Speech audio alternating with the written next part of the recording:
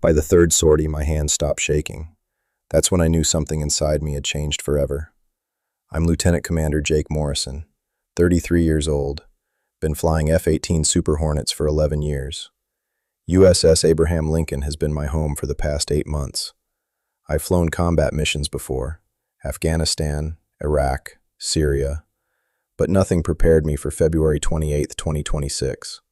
Nothing prepared any of us for what they called the largest joint military operation in Middle Eastern history. The morning started like any other. 0430 reveille, coffee that tastes like burnt metal.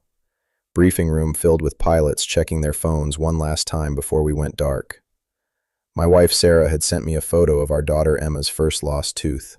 She's 6. The tooth fairy was coming that night. I remember thinking I'd be home to hear about it over video call. That was before I knew we'd be flying 3 consecutive sorties into Iranian airspace in 8 hours. The briefing officer, Commander Stevens, walked in with a stack of classified folders thicker than a phone book. His face had that look. The one that means everything you thought you knew about your deployment just changed. Gentlemen, what I'm about to tell you doesn't leave this room. The projector clicked on. Satellite images of Iranian military installations, nuclear facilities, naval bases, Revolutionary Guard headquarters. 7,000 targets marked in red dots across the country. Operation Desert Lightning. Stevens paused. Inspired by Desert Storm, but bigger, much bigger. The numbers rolled across the screen. 6,500 air sorties, over 100 ships in the Iranian Navy targeted. This wasn't a strike mission. This was systematic dismantling of Iran's military capability. We launch at 0800. You'll be flying 3 sorties each. Refuel, rearm, repeat. Questions? Lieutenant Torres raised his hand. Sir, 3 sorties in 1 day? Stevens nodded. The B-2s go in first at 0600. They'll take out the surface-to-air missile sites. By the time you reach Iranian airspace, their air defenses will be Swiss cheese. But we need to hit everything before they can regroup. That means continuous operations for 12 hours. The room went silent. I felt my hands start to shake slightly, just a tremor. I clenched them into fists. First sortie launched at 0827. I was flying Hornet 304, call sign Viper. My weapons systems officer, Lieutenant Kim, ran through our payload one final time. 4 AGM-88 HARM anti-radiation missiles, 2 GBU-32 JDAM guided bombs, 20mm cannon with 578 rounds, target package, Revolutionary Guard Naval Facility at Bandar Abbas, secondary target, missile depot 12 kilometers inland. Takeoff from the Lincoln's deck never gets old. The catapult acceleration pushes you back into your seat with 3.5 Gs, 0 to 165 miles per hour in 2 seconds. But this time felt different. Looking down at the Persian Gulf, I could see the formation. 18 F-18s from our squadron, 24 F-35s from the Marines. Above us, somewhere I couldn't see, the B-2s had already begun their runs. Below us, Israeli F-16s were approaching from the south. The largest joint operation in Middle Eastern history, and I was part of it. The Iranian coastline appeared at 0903. Radio chatter was minimal, professional. Viper 304, target acquired, beginning attack run. The HARM missiles locked onto the radar signatures below. 2 installations, both broadcasting surface-to-air missile guidance signals. Fox 3, both missiles away. I watched them streak down toward the coast. 2 bright flashes. The radar signatures disappeared from my screen. Targets neutralized. But it was the secondary target that stays with me. The missile depot. Intelligence said it was hardened underground. 2 JDAM bombs wouldn't normally be enough, but when I released them and pulled up from the dive, banking left to avoid potential ground fire, I saw something I wasn't expecting. A chain reaction. Secondary explosions. Massive secondary explosions. The entire depot complex went up in a fireball that rose 300 feet into the air. The shockwave hit my aircraft 2 seconds later, rattling everything. Kim's voice over the intercom. Jesus Christ, what did we just hit? Landing back on the Lincoln at 10:47. Hands definitely shaking now. The deck crew had already prepped 304 for the second sortie. Fresh missiles, full fuel load, new target package. This time, nuclear facility at Natanz. The same facility Israel had been threatening for years. Now we were actually doing it. 23 minutes on deck. Enough time to drink a bottle of water, use the head, and check the weather reports. The Iranian Air Force was finally responding. F-14 Tomcats scrambling from 3 different bases. But they were flying into our trap. The F-35s were waiting for them, invisible on radar. I didn't expect to see any Iranian fighters. I was wrong.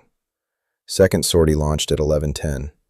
This time the formation was different, tighter, more aggressive. We were deeper into enemy territory, and they knew we were coming. The target at Natanz was 280 kilometers inland, 40 minutes of flight time each way, 80 minutes total in Iranian airspace. At 11:34, Kim spotted them first. Viper 304, 2 contacts bearing 045, Angels Fufine. 2 Iranian F-14s climbing toward our altitude, range 32 kilometers. They were trying to intercept us before we reached Natanz. Bandit, 2 F-14s, 30 miles in closing. The F-35s moved to engage, but one of the Tomcats broke through. He was coming straight for me. Dogfighting isn't like the movies. It's not graceful. It's violent physics. Pulling 9 Gs in a turn, your vision goes gray around the edges. Your body weighs 1,300 pounds. Every movement requires enormous effort. The Iranian pilot was good, better than I expected. For 4 minutes, we circled each other in a deadly dance at 25,000 feet. He fired first. AIM-54 Phoenix missile. Long range, but I saw it coming. Chaff and flares, hard right turn, drop altitude. The missile passed 200 feet behind me. My turn. AIM-120 AMRAAM, lock tone solid. Fox 3. The missile tracked perfectly. The F-14 tried to evade, but at that range, there was nowhere to go. Impact at 11:41. No ejection seat, no parachute, just a fireball that tumbled toward the desert below. First confirmed air-to-air kill of my career. I felt nothing, just cold calculation. Check fuel, check weapons, proceed to target. Natanz was different from the coastal targets, heavily defended, or it had been. The B-2s had done their job. Most of the surface-to-air missile sites were smoking craters. But as we approached the facility, I could see something the intelligence briefings hadn't mentioned. Workers, civilian technicians running from the buildings, cars speeding away from the complex. Control Viper 304. I have visual on personnel evacuating target area.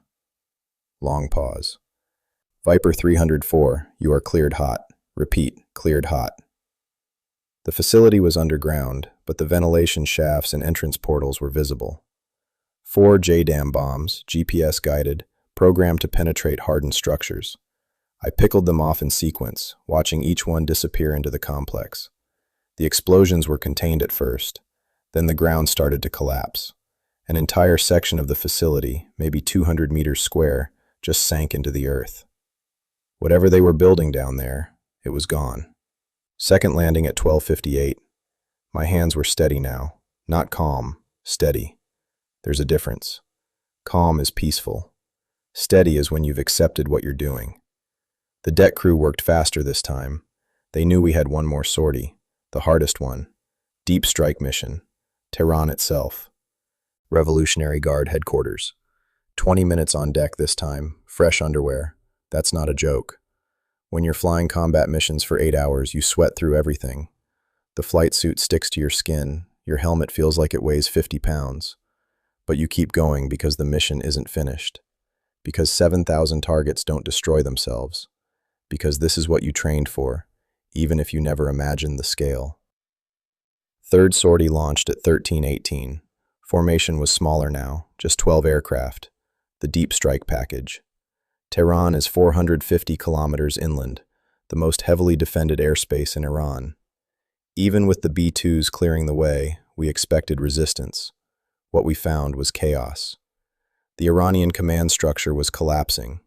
Radio intercepts showed conflicting orders, units trying to coordinate defense while their command centers were being destroyed around them.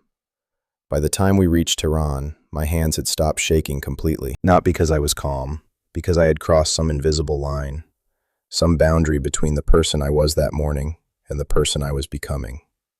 The Revolutionary Guard headquarters was a complex of buildings in the center of the city.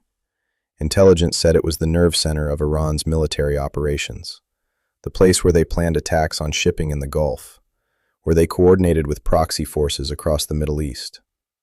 Our job was to cut off the head of the snake. The target was surgical, 6 buildings, minimal collateral damage to surrounding structures. Each F-18 carried 2 GBU-31 JDAM bombs, 2,000 pounds each, penetrator warheads designed to go through reinforced concrete and explode inside the target. At 13:56, we began our attack runs. One by one, each building disappeared in a cloud of dust and debris. 12 bombs, 6 buildings. Mission accomplished. But it was on the way out that I saw something that will stay with me forever. Flying over the southern suburbs of Tehran, I looked down and saw a school playground. Kids, maybe 7 or 8 years old, looking up at our formation as we passed overhead. They were pointing, some were waving. They didn't understand that we had just destroyed their country's military capability. They just saw airplanes. Final landing at 15:23, 8 hours, 3 sorties, 2,100 kilometers of flight time, 16 missiles and bombs expended, 2 confirmed targets destroyed, 1 enemy aircraft shot down, part of the largest military operation in Middle Eastern history. When I climbed out of the cockpit, my legs were shaking, but my hands were rock steady. The after-action briefing lasted until 1900. Initial reports: all primary targets destroyed, minimal friendly casualties, Iranian air defense network eliminated, naval capability reduced by 85%, nuclear program set back by at least 5 years, Revolutionary Guard command structure decapitated, mission success by every metric. But success feels different when you're the one who pulled the triggers. That night I called Sarah. Emma wanted to tell me about the tooth fairy, $2 under her pillow. She was so excited she could barely speak. I listened to her voice, clear and innocent across 8,000 miles of ocean, and I realized something had fundamentally changed inside me. The man who flew those 3 sorties wasn't the same man who had kissed her goodbye 3 months ago. My hands don't shake anymore, but I'm not sure that's a good thing. People ask what it's like to be part of history, to participate in something that will be studied and analyzed for decades. They expect you to feel proud, honored, like you made a difference. Maybe I did make a difference. Maybe those 7,000 targets needed to be destroyed. Maybe the world is safer now.